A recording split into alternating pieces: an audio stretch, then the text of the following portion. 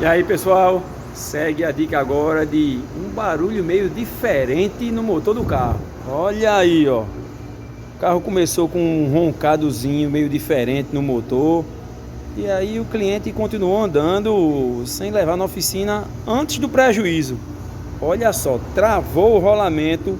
Isso aí, essa peça aqui, chama-se rotor do alternador, tá?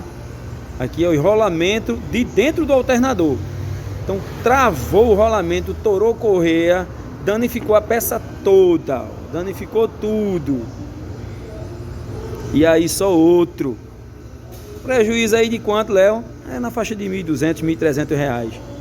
Então, ouviu um barulho meio diferente no motor e não sabe o que é, leva logo na oficina. Tem dúvida? Traz pra cá.